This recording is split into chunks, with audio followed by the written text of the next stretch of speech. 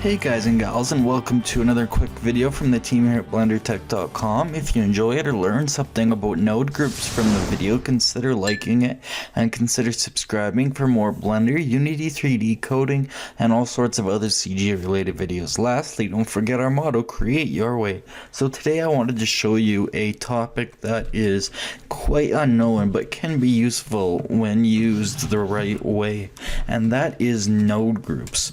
So what I've set up here is a procedural wood texture setup, which gets quite complicated, and it's an old school way to do it, but it definitely still works. However, there is a couple cool things we can do with this setup like this. We can group it for a few reasons. The first one is ease of use. So let me group it. So I'm gonna select it all. I'm gonna select every single bit of every single node in the group, and then I'm gonna group it by the regular group command hotkey, Control G, and you'll see it turns green, and we can tab in and out of that node group at any time by hitting tab. You'll see our material has just turned into this simple node group, and we can hit tab or this button down here to go in and out of it, and then we can still make adjustments as usual. And then we get these new ones, group output and group input, but we'll get to that later. So now that we have this node, or this entire group of nodes grouped, however, let's save our file. And then let's say I had a new file open and I needed a procedural wood texture. All I would need to do is append, so Shift F1, and then I'd find that file that I saved.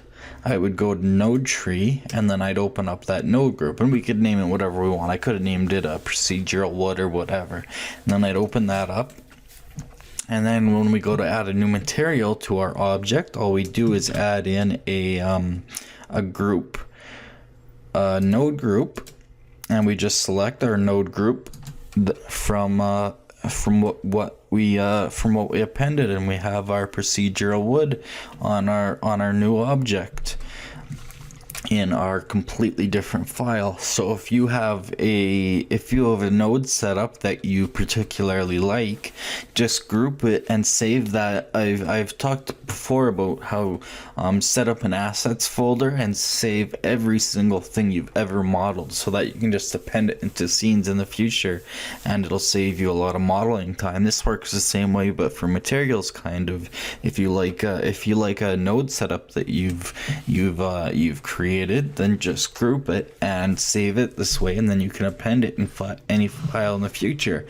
Anyways, I wanted to show you another cool thing you can do with that using the group output and input additions that we have now. So what we're able to do, we have inputs and outputs that we can put anywhere, and there's a lot of free nodes here. So we have, for example, the wave texture. You can see if I change the scale, how it affects the look of the wood. You can go from quite large all the way down to extremely small, to the point where you don't even hardly notice it. And so if we wanted to say have an adjustment for that, then you could take the scale over to group inputs, and you get a new input called scale. So we could rename this, and we could call this say wood band. I'll just call it band scale. And the default value we will leave as what it was, which was 2. So we'll leave the default value to what it was. However, we'll set a minimum and a maximum. So the minimum is going to be 0, obviously, because you wouldn't want any lower than 0. If we set it to 0, that's about as big as you would ever want. And going negative just it gets you the same results as going positive, so there's no reason to go into the negative numbers. However, we wouldn't want to go much above, say,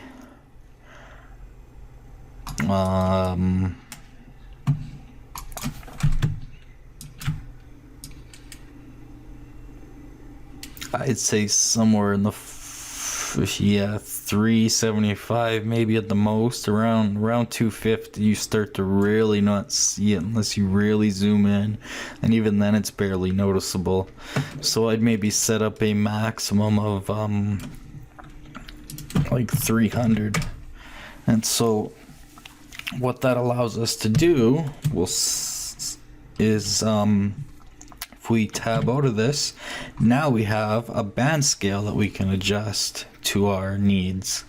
And in addition to that, you can obviously you can add anything else. You could take I don't know, you could take a math node, you know, just for example, and you could grab a few values here to create a value for band scale. There you could multiply these two values, whatever, right, to get whatever value that ends up being. So you can add nodes into your input here, and you can do outputs too. You can create an output node that lets you take it off and then do something else with it. So it can be really quite useful, like I said, in that regard. And so yeah, you can do all sorts of things. Down the brick texture is how I get this kind of what would you call that, the I don't even know what you call that kind of wood, but the wood flooring, you know, where you have kind of like planks of wood that you see in a lot of modern houses these days.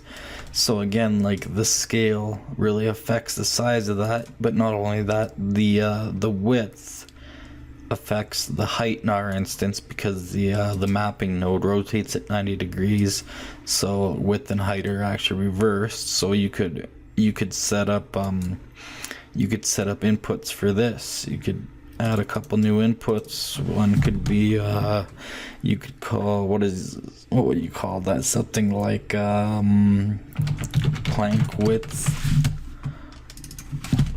and plank height. And like I said, they're backwards, so we would have to just move it in closer here. Width would go to height and height would go to width. And again, you would set up your default values. So, you know, I can't remember what they were.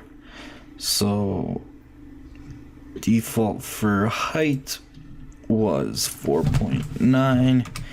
Whoops. 4.9. Default for width was 0.25.